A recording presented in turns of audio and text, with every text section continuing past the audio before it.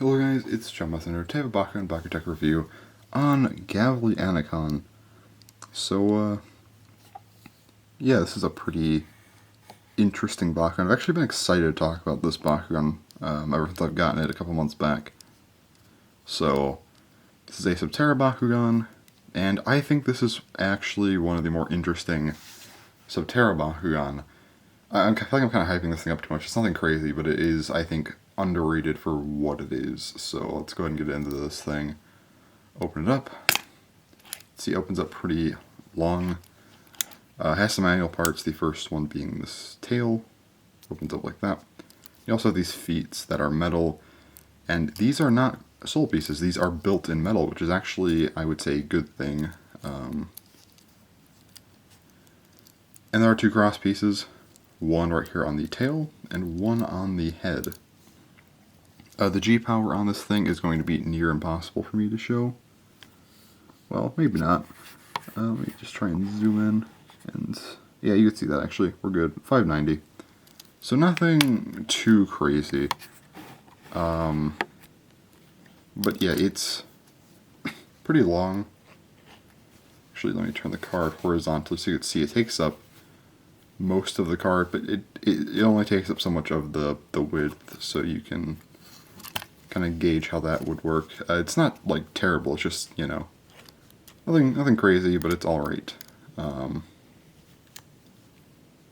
yeah, it does take up a lot of the cards still, which is nice. You don't have a lot of, there's only so many long Bakugans, so it is always kind of nice to have one.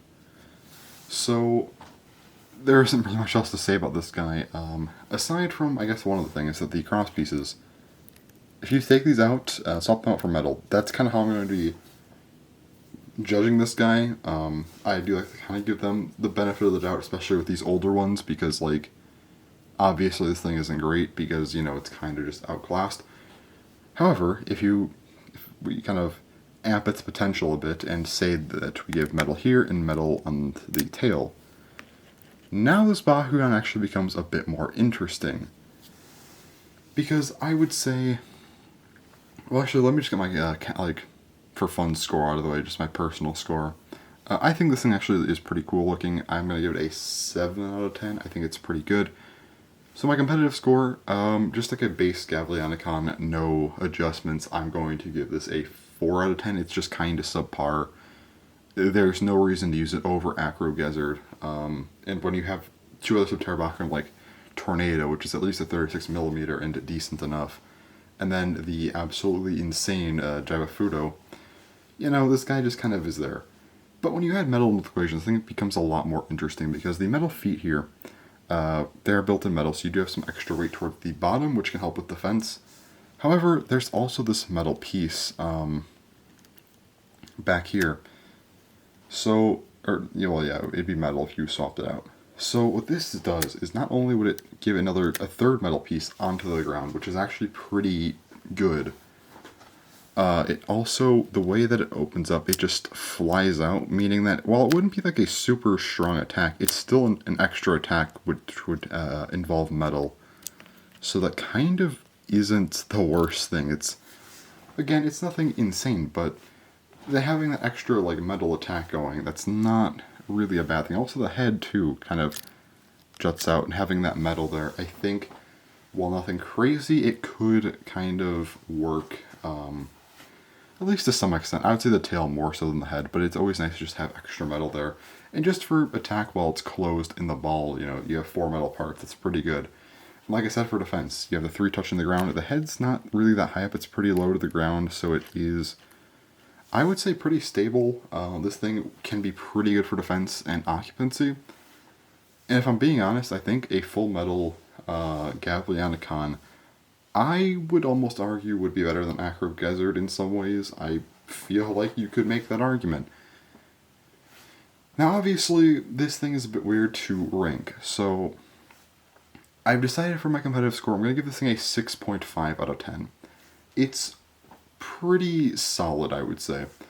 Now, the reason why I'm giving it a 6.5 is because I feel like for normal gameplay, again, amping this thing up with metal, it'd be like a 6 out of 10, right?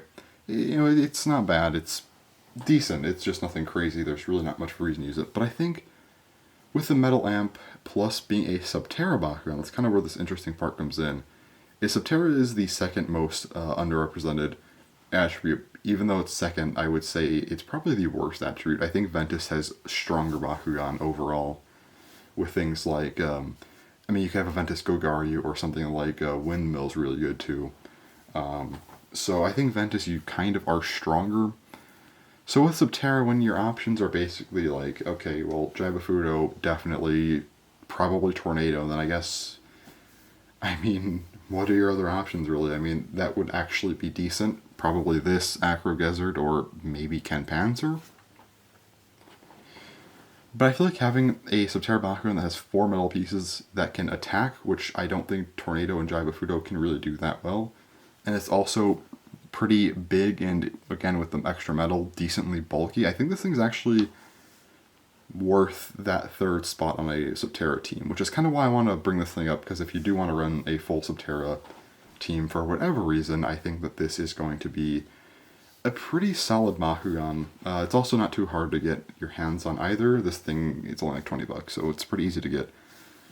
So that's my review on Gavli Anacon, and also my TED Talk on why that it's actually a pretty solid Bakugan if you kind of give it the extra push it needs. But yeah, that's going to be about it for this video. I've been waiting to talk about this guy for a while now, so yeah. Thanks for watching, and bye-bye.